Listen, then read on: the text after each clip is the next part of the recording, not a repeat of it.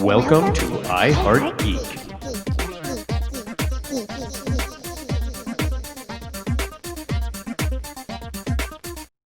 And welcome to another supplemental episode of I Heart Geek, the Mandolorian episodes. Yeah, experience. That's what I'm going to call it, the Mandalorian experience. I like it. Does that work for everybody? Yeah, okay. Yeah. We are talking season 2, episode 2, with a very controversial episode of The Mandalorian.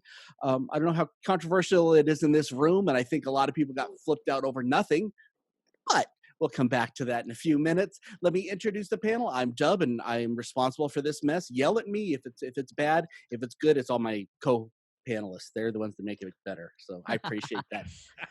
So let's see who we got to do first. This time, you got introduced last time. So this time we want to talk Chris Giorgetti. How are you doing, bud? I'm doing fantastic today. It's a beautiful day here in New Jersey. Is it snowing over there? It's 74 degrees. What in the heck is the matter with you guys? It is freezing here. Right now I could walk out and I could not because I shiver. It's in the 50s. That's cold for us. Oh, bless. Oh, and it's raining. Oh, bless your heart. Did you go Southern on me on that one a little bit? Bless your heart. Bless your what little that Las means. Vegas heart. Mm-hmm. I know what that means. It's not very nice. Like 41 degrees here, so. Oh, yeah. That's okay, Chris. Nothing. And then we have Miss Christina. How are you doing? You know, I gave up giving you a nickname because we changed it every week. And, it's a thing. I'm doing good. You're doing good. Why are you going on the East Coast all of a sudden? I should be using Russian. I got a husky today. Oh yes, I saw the picture. She got a Yeah. new puppy. Did you name it Baby Yoda? No. So Nikki is Nikita Jade. So he is Nicholas Kane, and it's Nick and Nikki. That's not going to be confusing at all. Hey, it's multitasking. I call one, and they both Get them come. both. Outstanding.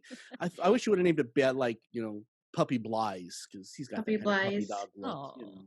Well, if I can find a dog that has Baby Yoda ears, you got it. Well, I know you, and you probably will. Right.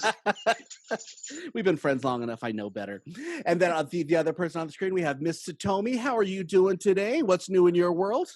I'm doing wonderfully. I feel like morally obligated to do this with an accent or Oh, boy, something, but it's going to be a thing. because, Awesome. well, she said she has husky now, so it's important to honor all of the Nikki and Nikolai that is now in your life. I don't know. I just turned into Borat for a second there. That Very And nice. it was beautiful. That was a little Natasha. That was a little Moose American and Gods. squirrel. If you watch American Gods, it's a little bit of the accent of the Russian gods that they go and visit. Well, if they are Russian, If then you've that's seen it, it's true. got a very similar. My stepmother is Russian. I remember when we had this conversation, first time we talked, you started doing accents. I'm like, we can just do this all day. Yeah. And here we It's are, so like fun. we're like 6 months later. I'm still making you do it all the time. So that's kind of fun. Well, you know. Hey, you know what? It's all about playing in the sandbox. If you got a sandbox, I'm gonna go play in it. Unfortunately, the cats like to jump in there too, so be careful. Yeah. I'm just saying. Yeah. Beware the stinky pebbles. Don't eat the yellow snow. Okay, Oh, we're going on bad. Oh, really? That was worse than yours. Really? That's what we're going to throw out today. Well, because one's more compartmentalized. Anyhow, Mandalorian. Okay. Yeah. You know what? Actually, that brings up a question. Fire away. Let's start it. Baby Yoda, is he diapered or is he potty trained? He's potty trained. I think he's potty trained. I think he has to be because I don't see the Mandalorian changing anything. I think that depends. Speaking of Japan. Bam. Bump. Oh, that was so bad. Okay, go ahead. Or maybe he uses the force to make it go away. But the This is problem not is the poop you're looking for. he only uses the force accidentally, I think. We've only seen him use it Yeah, once. he really only does it when he panics. Like Yeah. if people he cares about, because there's certainly opportunities, for instance, in this episode where it was like, force those suckers away, force them away. I was like waiting. Because they even teased it in the recap. Yeah. They even Right? teased him doing it. And so I was like, hey, he gonna force the spiders. He gonna force the spiders. And he Oh, didn't the force spiders. the spiders. Oh, Those were Oh. no. Ugh. Go as ahead, Chris. creepy as those spiders were, I was thrilled to see them, and here's why. In the Star Wars Rebels cartoons Mhm. is where they made their first appearance. So this Okay. isn't the first time in the Star Wars universe that these giant freaky spiders have been seen. So So good did they explain why some of them are huge? Well, I guess that would be the mom, and there's a whole bunch of mid-sized ones. Those are the That bunch of- teenagers. basically So in they all stay in the same hive. in Okay. Star Wars Rebels, not to get too off track of the Mandalorian, they actually the two Jedi characters in Rebels actually do like a cool force bond thing with the spiders. So Okay. Ooh, yeah, it was nice to see them more like gruesome and Yeah. like terrifying. gross. Yeah. Yeah. So Mm. You I should say this going forward. There really isn't anything to spoil on this, but we don't. We're not concerned with spoilers or not, so we will say whatever we saw Oh, yeah. on the TV. Whatever pops in. So if you if you haven't watched Mandalorian and you want to watch it, or if you just like our recaps, one or the other, yeah, just skip ahead and we'll be here for you after you watch it. I promise. when you're ready. That's the beauty of YouTube and Facebook and everything else. Okay, there was a lot of moral ambiguity in this. There's a lot. There is questions of the good and evil of the Rebel Alliance or the New Galactic Empire, I guess they would be. There is questions on the mechanic. There is questions on Baby Yoda himself, and then there is the internet question going on right now. Do you eat that with a potato salad and eat those eggs? Oh, Do we want to hit that one first because that seems to be the most controversial thing? you Yeah, have to admit, it looks like for the size of that child's mouth, that those perfect. eggs are probably incredibly satisfying to eat. Fair enough. Right? Okay, but it does this leads to the question. You see Baby Yoda. I know he's the child. We're gonna call him Baby Yoda. You see Baby Yoda eating the eggs, and then he gets yelled at, and he looks guilty because he knows it was wrong. Here's the deal. Then he goes back and does it again, and he does it again, so there is a question of either he doesn't understand right or wrong, or maybe Baby Yoda is got a little bit more of the dark side than anybody would have thought. I think there is definitely a touch of that we can definitely. I think we've seen the door open, and now Blythe will like him because he's evil. But I don't know who. I don't know if anybody's on this boat with me. I mean, I'm so You don't want to admit I to think it. his species is sort of. I mean, hasn't there been conjecture that the species is sort of pure force? There has Yeah, been, but I don't think more or I less. can't. I don't know if that's think it is. necessary, but I mean, he's so tapped into it, and remember, the force has both sides. True. So perhaps as a baby, his allegiance is not yet. Maybe one of the reasons it takes so long for them to develop is because they're spending that time to to kind of To balance make good up and their evil. mind. Well, to figure out what side of the force that they're going to embrace. And quite frankly, as a concerned mother, I'm not a mother, but as a concerned mother, I I'm a play little- one on TV. I play one on TV. You and have. I Oh my have, gosh. I have. Okay, sorry. So as a non-mother who has played one on TV, I do worry about all the violence that young one is being exposed to, and they do make it a point every time some kind of major act of violence takes place in front of him. They always cut back to his face watching it. Mm-hmm. They always cut back to his face watching it. And yet he did have that moment in the episode 1, chapter 9, when he closed his little thing and he was like, I don't Mhm. want to see this. So, it could be a matter of nature or nurture. Maybe that's the point they're going to make. I'll go to everybody else in one sec, but I got to respond to that one thing. I don't necessarily think that he hides himself out of moral ambiguity. I think he hides himself out of self-preservation. Oh, I probably. Just I my mean, thought. I just decided to go deeper with that than was It necessary. was good. Chris, where are you at on this? I don't think he's inherently evil. I think because he is still technically a child, A 50-year-old, yeah. a 50-year-old child. I know some Uh, of those. Oh, so do I. You and I actually work with a couple. Yes, we do. We love everyone at Phantom. Yes, we love you. And anyway, I think because he's a 50-year-old child and he ages a lot slower than the rest of the universe, he's kind of testing out his powers, and he's kind of like, oh, it's an egg, I like it, you tell me no, I'm gonna do it anyway. It's like, I think Christina, while we were doing the pre-show chat, was like, she's like, he's in the terrible twos. Yep. Yeah. But if there was one thing about Baby Yoda I loved about this episode, was you just saw his curiosity, it's like, and amazement and wonder throughout the whole episode. I thought that was a really nice touch. It was a very nice touch. Christina, where do you sit on this boat? Okay, so I was far more disturbed when he ate the spider egg.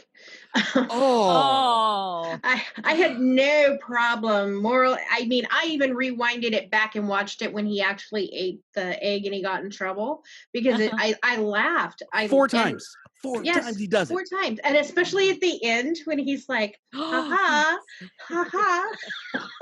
Well, let me jump in on that for 1 sec. My favorite part of that is that fourth egg, he looks at this is why I think that Baby Yoda's evil. He looks at the frog lady, and she does this big hug with the eggs, and no, these are actually my children, yada yada yada. And you see this huge amount of empathy that slides over the child's face, and then he looks and pops the sucker back in his mouth and eats another one. Well, unless he hasn't made that connection yet. No, from that moment, I would say he definitely made that empathetic. See, I didn't feel like connection. I didn't feel like he was empathizing with her as a mother. I think he was empathizing with her as like just liking her. I don't know if he necessarily made the connection. Or he was contemplating if she Freud was a stuff? snack. Yeah. Or is she a vending machine? Do more of those come out of there? I mean, Well, here's a really weird example. My in-laws, they raise beef, and my 10-year-old niece, she's 14 now, but they name them. Don't name your cow. They do, and she'll tell you, like, if we buy it, I can't talk to her after we buy it, because she'll be like, oh, that was this one, and they like to do this and this and this, and because it's very matter of fact for them, it's no problem. Yeah. But for me, I'm slightly horrified, and I was like, I'm never going to eat this cow if you tell me anything else about it. Like, we need to stop right now, because I like beef. So it's just that matter of factness. I think it's like, okay, I'm sad, or I feel bad for you, but this is still who I am. I mean, we eat chicken eggs. You're kind of changing my mind right now a little bit on that, because if it is just a matter of fact, this is survival. But I really don't think that's the point they were trying to tell in the story. or maybe it's just that whole child oral fixation thing. Like, kids have got to put stuff in their mouths. You just can't stop it. I mean, he did. So do adults. I'm just saying. I was at Disney World once and turned around, and there was a little girl with her mouth around the handrail in the waiting line, and like just licking it and licking it and licking it. And honestly, I had to watch her for a few seconds because it was so entertaining before I finally like grabbed her mom and was like, "You might want to tell her to stop doing it." So it's like there's this oral fixation thing too. Well, that's nature. That's how you survive in nature. So you have to. It is your evolutionary curse. You will have an oral fixation. You need to. Yeah. Because otherwise you would die as a baby. Maybe Baby Yoda wasn't breastfed as a child, and this was the surrogate. Well, they made it, doggone it, they made him stop at 49, you know? Oh, the horrible, horrible things. I think we're going to hell after this episode, but go ahead. Go on. Dun, dun, dun. Well, just because we're talking about the Mandalorian will do it anyway. Yeah, okay, that's true. So let's talk about some of the other quote-unquote moral ambiguity. Let's talk one of my favorite characters, which is the Amy Sedaris character, who is the mechanic. I think she's definitely she's survived on some of the worst conditions in the world with some of the worst scum and villainy in the world and still trust people, or she's like, screw it, I can get a benefit out of this, even though I love this child and Mando's my friend. Screw you. I've known her for a minute. I think you're fine. Unless she's familiar with the species. She didn't seem like she was, though. She spoke the language. Yeah, and she's very skilled. She seems to have a lot of skills that she's not letting on. Yeah, you're gonna learn a lot about her later, I think. Yeah, yeah, something's up. She's pretty diverse, it feels like to me, and you would almost have to be with the position that she holds now. Yeah. So basically, the vote we're saying right now is she's okay. There's no moral ambiguity there. Yeah. As of right now, no. As of this moment. I mean, there might be a little in the sense of, I think she's now, I mean, we've talked about this. She's not my favorite character. I'd love to love her more, and I understand her purpose, and I enjoy that. Yeah. But she's a survivor. Yeah. You know, and I think deep down she probably does have a very strong moral compass, but at the same time she'll do what she has to do to survive. Yeah, she's definitely very opportunistic as she deems needed. Well, if you live on Tatooine, I think you have to. Yeah. Because I mean, scum and villainy, blah blah. You know, I mean, it's kind of known for it. Remember, Han shot first. And I did enjoy that they went into the original cantina. I know. Yes. Oh my gosh. Yes. That was the Boba Fett moment of this show for me. I'm like, yes. Oh. I'm looking for the blood stain. And then correct me if I'm wrong, because you guys, I didn't look this up. The bartender droid, didn't he work on Jabba's cruiser? It's a similar one. I don't know if it's the same one, but it would be the same model. It was Bespin. That droid was in the Bespin thing in the scene where the hovercraft thing, yeah. Where C-3PO kind of gets torn apart. Yeah. Oh, that okay. Before they went to the okay, got you.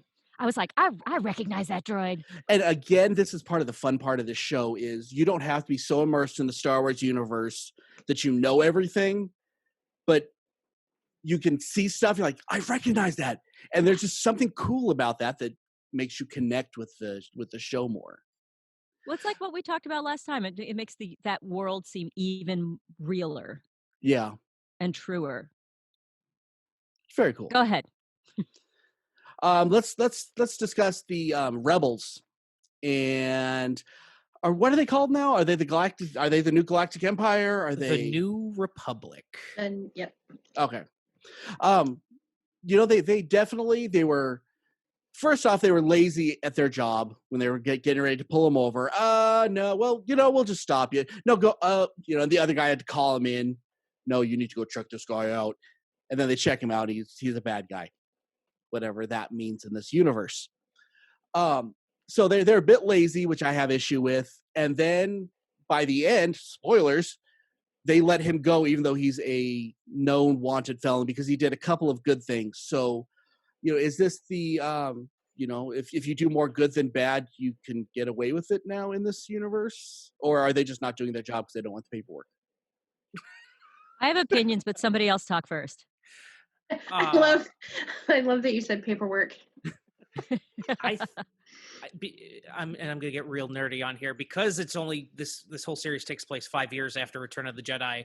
There's a lot of ambiguity in the New Republic in terms of like who's actually in charge. Mm-hmm. So I guess it was a little bit laziness that they didn't want to do the paperwork initially. And that's honestly one of my biggest pet peeves with law enforcement, security, all that. Do the paperwork, and that's your job. It's a guy that does security. I mean, yeah, do your job, because that's just like I've seen people let go that shouldn't have gotten let go because they didn't want to do their job, and that's something that just on a personal level is very morally irritating to me. Mm-hmm. And is helpful in the future. Mm-hmm. Yeah.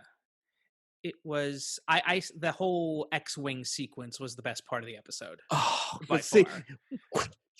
yeah, When they yeah. first showed up, Oh, that was up, I cool. was like, "Oh my god! Oh my god!" I was hoping to see Porkins or Rest in peace. oh.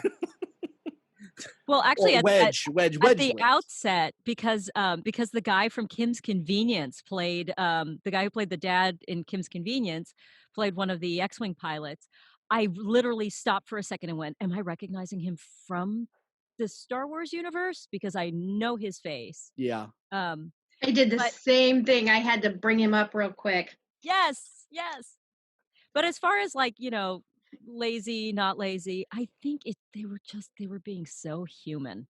They were just being so True. darn human. And you can't be.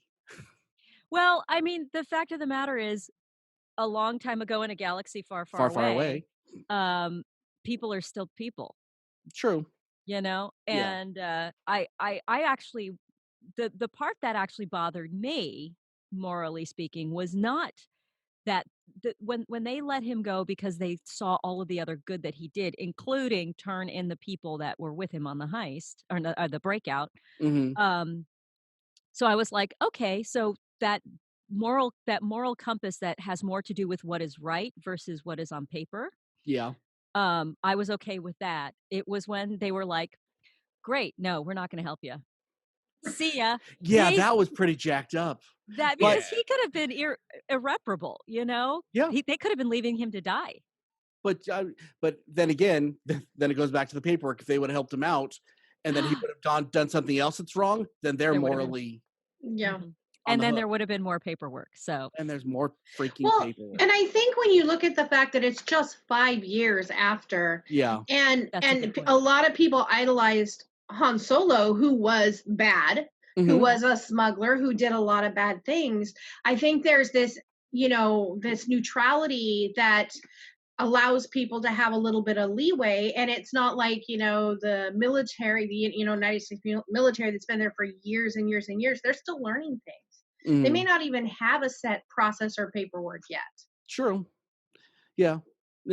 I've been in situations that I needed to deal with something, but there was no precedent for doing it, and it's tough when you're in that position. And that you're kind of changing my mind again. You guys need to stop changing my mind. Stop changing your mind. Yeah, it's that whole concept of promote up rather than let go. Make it somebody else's problem, and I think that's a little bit what they did. But I feel like they had good reasons for it. Yeah, that's a great way of putting it. Okay, let's talk about what I think has been the laziest piece of writing since they have started this show. Yeah, I mean, I have loved every episode of this show, bar none, and I really mostly liked this episode a lot. I hated the Frog Lady. I thought it was lazy writing. I don't like the fact that they called her Frog Lady. Huh? That irritated me. What? That really irritated me. Yeah, and there's people that can speak her frog language, but the galactic trans, give me my word here. The robot translator. The translator. Yeah. That can't speak this language, but there are literally millions of people, obviously, that can speak this language. I mean, come on, this is very, very lazy writing. She did say she was the last. Her kids were going to be the last of her line. But that doesn't mean. I think there's probably millions of others. Okay. But this would be the same as, well, I want my kids to have sons, so they have my last name too, because they're in my line. Okay, that's valid. Although go ahead. I was gonna say, based on that theory, we can't get upset about the egg eating. Because it's not like the last of the species; it's just the last of hers. See, I was under the impression that it was the last of her line, and also that the species was not in such good shape, because that's one of the reasons her husband had already settled on another planet. Mm-hmm. And there's only one planet that can sustain them. Yep. I feel like if they were gonna be facing like total extinction, that they wouldn't be getting on a ship with the Mandalorian. Like they'd be somewhere safer than Tatooine. Well, I mean, the other question on that, and we jumped on Baby Yoda about eating the eggs and all that. She really didn't seem to care much. She went wandering off, dropped the eggs in some water while I think she was trying to warm them up. Which again, all well and good, but you're sitting here, Mando's, we gotta go, and she's just kind of slowly just doing whatever while he's picking all the eggs up. Maybe maybe she's a little bit more. Either she doesn't care. Maybe there is no. I think it was a translation thing because literally, if I was hanging out in a jacuzzi and somebody who didn't speak my language came over and was like blah blah blah blah blah blah blah, blah, and I'd be like, dude, back off. Oh, sorry. I'm coming. I will get to you. Like, it's possible she just didn't because A, not the same language. B, you can't see his face, so you cannot see and expression of caring, concern. empathy, concern. Thank you. Or panic. Maybe Mama was tired and she just wanted to kick back, relax in the coos. Yeah, she just wanted to have a little glass of rosé, have some me time, little spa day, do in her the toes middle of a giant spider pit. Gosh, you know what? Something I did like a lot about her, though, is usually in alien, whenever we put aliens out on TV, they're all bipedal, they're all humanoid, or they're totally CG and totally strange. Yeah. And what I really liked about her is when it was time to run, they actually had her. Yes. Doing the frog. Like, yeah, I liked that too. I thought that was a really nice touch. Yeah. Well, if that's where she, evolved from, that's would only make sense. Right. But that goes back to like her almost lackadaisical attitude about the eggs in general. Like, she didn't, once she was on the ship, like, they were far enough away that Baby Yoda could help himself. But that even almost goes back to that species, and that they'll lay, frogs in general, they lay like a huge clutch of eggs and only a small amount survive. So it almost follows that DNA. Yeah. Fair enough. I mean, we're going deep. This is going way, like, now we're going to like science and stuff. Frog psychology. And did you know that a frog, when left alone long enough, will asexually reproduce? And no, actually, that's not true at all. Some of them will change sex, though. Well, I learned that from watching Jurassic Park. Well, yeah. Hey, true story. Things we learn from being geeks. Right. So let's kind of get on to the internet. I never like to hear what the internet has to say because they're usually just vile. Not our listeners, of course, but the internet. And y'all know who I'm talking about if you're listening to this show. The internet, those trolls. A lot of people did not like this episode at all. I'd say it's probably been my least favorite of the series, but I don't think it was bad.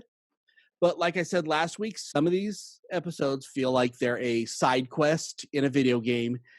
This felt like the side quest. And the fact that they had a certain character not show up this week when everybody was expecting that character to show up, that didn't help. So I don't know. What did you guys think of the episode in general? Let's start with Chris. Sorry. Oh, I was so excited I had to get in there. This was a filler episode. It wasn't my favorite either, but in terms of advancing the story, it did its job. It kind of, sort of. It's like, ooh, cool X-Wings. But there's cool moments. X-Wings and the spiders, but like after having such an awesome first episode to like get you back in, as much as I want action, sometimes you need to like have just like a filler, but exactly. I feel like they put the filler too soon, unless if Disney has some like grand plan for the rest of the series that's going to be amazing from here on out.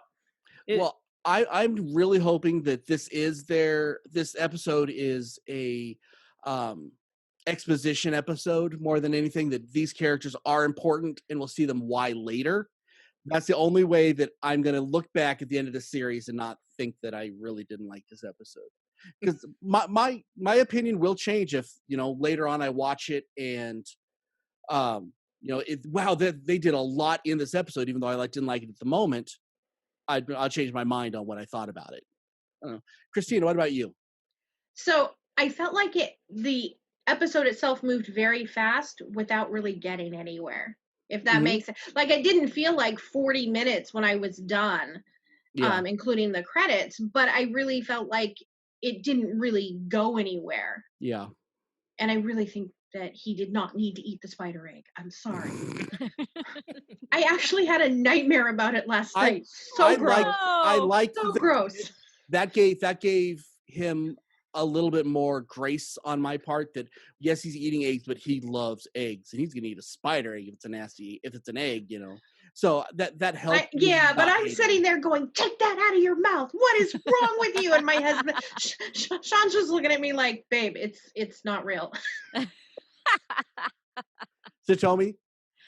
I'm gonna break from the pack. I loved this episode. I thought it was so I much want to hear fun. this. Why?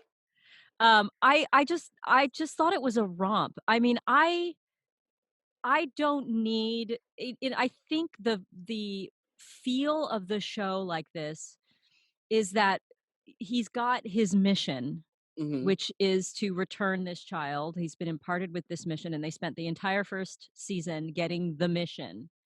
And so now we're in the journey. And so we're going to see all the things that happened during that journey.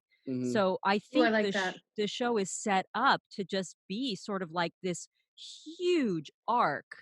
And we're just seeing those little slices of that arc as he goes. So for me, maybe it kind of harkens back to the shows from like the 90s, where each show really was just a little standalone piece, like a little piece of what their journey is. And then every once in a while you have some episode that really pushes that forward, and then you go back to that sort of steady journey. And that's sort of how I've taken the show from the beginning. Once I got a feel for it, I wasn't sure at first. And then once I got a feel for it, I was like, oh, okay. And then I was like, I'm just going to settle in. And honestly, I spent so much of this episode like biting my nails. When I forget the name of his craft, but when it first like sort of crash lands, and you're like, okay, we're gonna see if it works, and he gets out of that, and then the floor drops out. Yeah. I was like, ah! And then of course, going back to Hoth, the Spideys. Yes. So I mean, I just saw it like a roller, I got what I wanted. I got on that 30-second, read 40-minute roller coaster ride, and was like, adrenaline. I'm gonna just have fun. Was anybody else looking for the abominable snowman monster? Yes. I thought I was the only one. I didn't know. So, last question, and then we'll kind of close up. But if they would have had Boba show up, even for a second in this episode somehow, do you think the reception of this whole episode would have been different? I don't know how it would have fit. Maybe if they had done something at the beginning. Yeah. But the fact that they took it out of the desert and into the ice, I don't know. Like, I'm not quite sure where they would have done it. And I do like that. I am, like I said, it felt like it moved really fast, but not going anywhere really quickly. I am definitely concerned. Is she going to get to Frog Guy? Because it's Frog Lady, so Frog Man. And I am like, what's going to happen next? Yeah. But I don't know that. I think it's too soon to show him again. I think it is, but I think that the internet wanted it more than, or the fans wanted it a lot. Chris, what about you? I think it was a smart move that they teased, assuming Boba Fett. If they showed him now, as much as it would have been exciting and awesome to see him, I think it would have taken away from the rest of the series and the rest of the stories going forward. So I think it was a smart move that they took us in another direction. But do you think that the fans would have been more excited about the episode? That's that. I know smarter move not to, because being too much Baby Yoda, you don't want to see too much of anything. Tease it, but I don't know. I think because that's what everybody wanted on this episode. It seemed like. I mean, I wanted it too. I want to be like, because you can't tease Boba Fett and then like cut away on a cliffhanger. Yeah. You know, your natural reaction is, oh, they're going to get to it next week, and then they didn't. So I was a little disappointed, and I think that's why the internet's disappointed. On But everything, yeah, because they do that. yeah, but I don't know. I try not to like go on the internet because it's the internet. But again, I will say that I think it was a smart move that they didn't show Boba Fett this episode. So tell me, what about you? I think culturally we have lost the art of the pleasure in anticipation. Yes. Of the tease. And yep, of the tease. And I think it was brilliant. I think it was a brilliant move, not just to tease him here and there. Would the fans have been happier about it? I think in the short term, but in the long term, it's like that instant gratification thing. You get it, and then you're on to the next toy. Versus, I really want it. I'm not getting it. I really want it. I'm not getting it. I really want it. Okay, here it is, and it's like, oh yeah. So I think long game, it's a better decision, and the people complaining about it just need to practice the art of the enjoyment of anticipation. Enjoy Very the good. tease. Well, and I want to put this into another geek world, which is Inspector Gadget. We watched the cartoon. Stay with me for a second here. We watched the cartoon for, I think it was like on for 5 years, 6 years. They never once showed Dr. Claw's face. And you wanted to see it so bad. You wanted to see it. You watch every episode waiting to see it. They never did show it to you. But now then they make the movie. And what do they do within the first 20 seconds? They show Dr. Claw's face, and then no one had any interest in the movie after that. Yep. It's the same thing as Mr. Snuffleupagus. Yes. On Sesame Street. Yeah, that's a good one. No one, the only people who could see him was Big Bird and us. And there was a specialness about it. And then you could see him, and suddenly Mr. Snuffleupagus just wasn't that dang special anymore. And nobody cared anymore. Wow. You literally just gave me chills. Like you were so episode. passionate in that moment. I love it. I remember when I found out that they could see them, I was like, what? Worst move ever. This is the crossover episode to end all crossover episodes. Yes. That was amazing. Mandalorian and Sesame Street. I expect everyone next week to have some kind of really cool crossover with whatever the Mandalorian is. But put that in your mind. I want to hear one. That's the first thing I'm going to ask you guys. What's our interesting crossover today? Yeah, last week Satomi gave us the Kung Fu crossover. Yep. I did. Yeah, you did. I'm the crossover queen, y'all. Y'all. Outstanding. Bow down. So last question I always ask on these. Grade it. A+ to F. Let's start with Christina. What do you give this one? I'm gonna give it an A. Because I know I said it felt like it didn't move the story, but it was a lot of fun. Yeah. It was a lot of fun. And still that freaking adorable moment at the very end. Oh. I rewind. I kept rewatching it, and I want like a little GIF of it or post it to Blythe. You can meme it and say me at 3 a.m. when no one's looking. Right, right. That's nice. But it was so much fun. It really was. And it's The Mandalorian is part spaghetti western, part creature feature, and they really brought the creature feature with the spiders. Yeah. It was genius. It was brilliant. And in addition to that, the end credits where they have the beautiful artwork. I really love the spiders in that as well.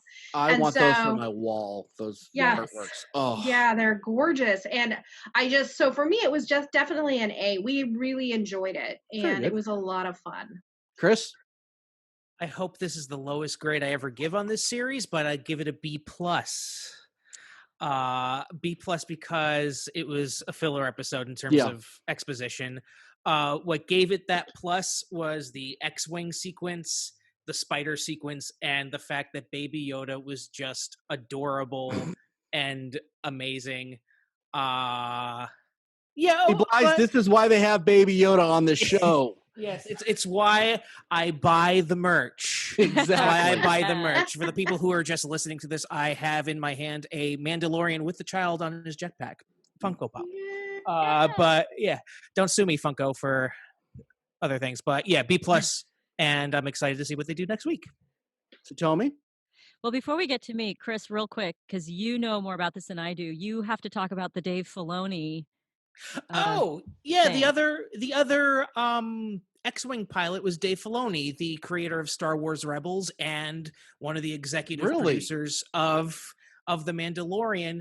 And apparently George Lucas considers him to be the son he never had, because Dave Filoni and George Lucas, just when they met, they had this bond about Star Wars, and George Lucas has gone on record saying that Dave Filoni's vision that he saw in Star Wars Rebels and now subsequently The Mandalorian is what Star Wars is supposed to be. Yeah. So wow.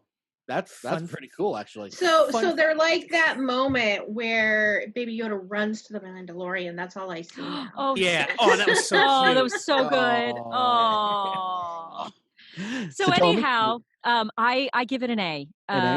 I give it an A. I very much I agree completely with Christina. It for me, it fit where it's supposed to fit. Not giving it the plus is that there were a couple moments that were just kind of okay, but there were so many wonderful things about it, and the tension, the stress was real, y'all. I was super stressed, and I had to hug my pillow, and I just thought it was a romp, and I was real happy with it. Outstanding. Now, I have actually changed my mind on my grade since we first started. I was going to give it a solid B-. However, there was a scene that I forgot about. And this scene was so good. And we didn't mention it even once. When he got booby trapped by the raiders, and the bike blows up, and then they steal the jetpack, and then he sends him flying into space, and then drops him. And I'm like, that was honestly the best scene of the movie or the show, and I can't believe that I forgot it. So I gave it a B instead of a B-. Now, remember, when I grade these, I'm not grading it against any other show. I'm grading against The Mandalorian. All these shows are so perfectly done. If you don't reach that level of perfection, you're not going to get an A. I mean, it may be better than 90% of what's out there, but I've got to grade it against what I've seen as The Mandalorian. So I give it a B. But yeah, I can't believe we missed that one. Was that a Jawa without his cloak? What critter was he? I don't know what it was. Okay. Because I was like, maybe it wasn't. He spoke a language I've heard before in Star Wars world. I think it was one of the things in one of the very first scenes of The Force Awakens where Rey's at the scavenger place. Oh, okay, yeah. Oh, okay. I can see that. Thank you. Okay. I think that if they tie it in, you have to come back and regrade it. I'm with Christina there. Well, I'm sure at the last episode of the season we will go through and grade everything again, so that it can all be forgiven, or this can suddenly be turned into an F- sharp. So Tommy, tell us about our favorite charity, and we'll get out of here. BroadwayHearts.org, y'all. We go to now virtually children's hospitals and help out those kids and parents with music and sing-alongs, and then we help them out once they leave. It's a wonderful charity. You can check us out. And if you have any children's hospitals in your areas, please do reach out to us and let us know if you'd like us to become part of their programs. Very good. Thank you very much for everybody for showing up on this. We did a lot of people listen to our last episode. I'm hoping a lot of people are listening on this episode. Hope you're enjoying what we're doing. Until next time, I am Dub, and I'm here with Christina and Chris and Satomi. Keep on geeking on. You guys are awesome, and this is The Way. Hello, our geek rock stars. I'm Satomi Hoffman with I Heart Geek, and we heart you. And I'm going to tell you about a way that you can heart us back. So here's the deal. I Heart Geek has just launched our Patreon page. This is a chance for you to help us with production costs and help us keep bringing these podcasts to you. Not a lot of people know it. We don't make any money making this podcast, but we do it because we heart geek, we heart bringing it to you, and we heart obsessing over the things that you heart. So how do you become involved? Super simple. There are 4 tiers of support. The first tier of support is only $3 a month, about the price of a cup of coffee if you don't go to Starbucks. And we will love you like we love Baby Yoda, except for Blythe, who doesn't feel the Baby Yoda love, which... So now tier 2 is $5 a month, which now we're talking like a drip coffee and a cookie. And for that, we'll display your name during the show and also put you in the end credits. Name recognition, y'all. Now tier 3, $10 a month. Now we're getting into the nitty gritty. We will actually take your suggestions and we will put them in the rotation of the show. So whatever you obsess about, which we already probably obsess about, we will obsess about on air. All right, now we're talking tier 4. We're talking the Triforce Excalibur Infinity Gauntlet level of subscription. $20 a month will get you as a regular rotational cast member on the show. We'll have you come on, we'll discuss the things that you heart, the things that we heart, we'll argue, we'll laugh, we'll have a great time, and you will have made I Heart Geek better for your subscription. And of course you can tell all your friends, hey, haha, I'm on a podcast. So there you have it. 4 easy ways to help I Heart Geek become a listener-supported podcast, and you get something in return. We heart you, we thank you, we heart geek, and remember to keep on geeking on.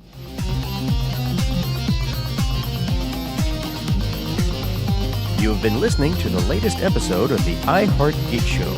Make sure you visit our website at www.iheartgeekshow.com. Make sure to follow us on Instagram, Twitter, and Facebook. And if you check us out on YouTube, make sure to like, comment, and subscribe. And keep on geeking on to all of you geek rock stars.